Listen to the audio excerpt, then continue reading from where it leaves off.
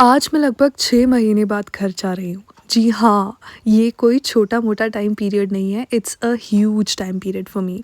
शायद ये इतना लंबा होता भी नहीं but due to the climate conditions जैसा भी वेदर हिमाचल में हो रहा था, बारिश, landslide, everything, I prefer to stay in Chandigarh. Plan के मुताबिक मैंने डिसाइड किया था कि मैं सुबह 5 से 6 बजे के करीब घर से निकल जाऊंगी, बट एज़ यूजुअल मैं लेट हो जाती हूँ और मैं निकलती हूँ 7 बजे के करीब कैब से 43 सेक्टर के लिए, क्योंकि वहाँ से मुझे हिमाचल की बस मिलती, यानी कि शिमला की बस मिलती। तो निकलने के बाद मुझे बस ये डर सबसे ज़्यादा सताया जा रहा था कि मुझे बस टाइम पे मिलेगी भी या नहीं मिलेगी, और अगर मिलेगी भी तो वो सनवारा साइड पे कई बार हॉल्ट ले लेती है, जिससे कि लेट हो जाता है और मुझे जो है 10:30 के करीब एकदम शिमला पहुंचना ही पहुंचना था।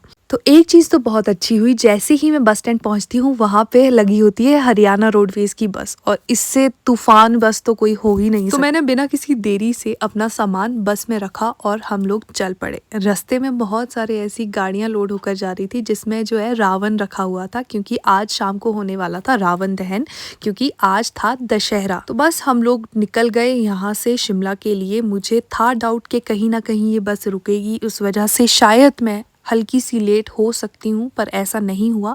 हम लोग नॉन स्टॉप चले और हम जल्दी से जल्दी शिमला भी पहुँच गए।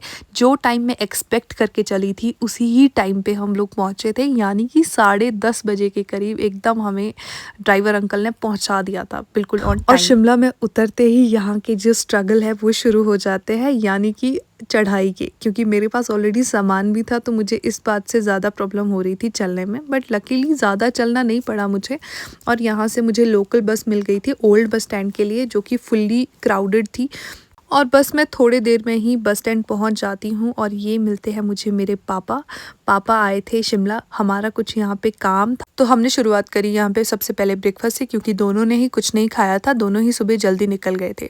तो हम लोग इसके बाद निकल जाते हैं लोअर बाज़ार की तरफ, क्योंकि पापा को करनी थी कुछ शॉपिंग्स, और यहाँ पे हम उन्हीं के लिए चीज़ें देख रहे थे, जैसे कि इनको ब्लेज़र लेना था, तो हम लोग डिसाइड कर रहे थे कि ब्लेज़र कौन सा लेना है। बट मैं फादर बीइंग चूज़ी, और इनकी इसी चूज़ी हैबिट की वजह से हम लोगों को पूरा दिन स्ट्रगल करना पड़ा है इनके लिए अच्छे कपड़े देखने के लिए। और अगर मैं अपनी राय रख लेती कि ये नहीं ये लो, तो भी उनको पसंद नहीं आ रहा था, और जो उन्हें पसंद आ रहा था वो मुझे पसंद नहीं आ रहा था, जो बहुत ही बड़ा कन्फ्लिक्ट का रीज़न बन रहा था हम दोनों के बीच। आई एम श्योर आप लोगों की फैमिली में भी ये चीज़ें होती है।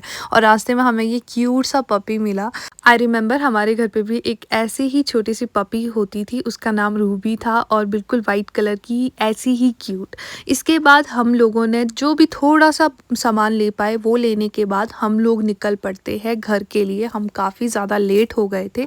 लास्ट मोमेंट पे हम लोगों ने वहाँ से बस ली है घर निकलने के लिए, और ऑलमोस्ट हमें था कि हम लोग अंधेरे अंधेरे में ही घर पहुँच पाएंगे, उससे पहले तो पॉसिबल ही नहीं है।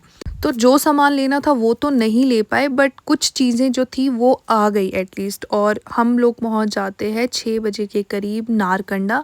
नारकंडा में हम लोगों को थोड़ा सा वेट करना पड़ा था, क्योंकि बसेस का जो टाइम था वो निकल चुका था, और उसके बाद यहाँ पे कोई बस नहीं आती है, तो हम लोगों को यहाँ से करनी थी टैक्सी।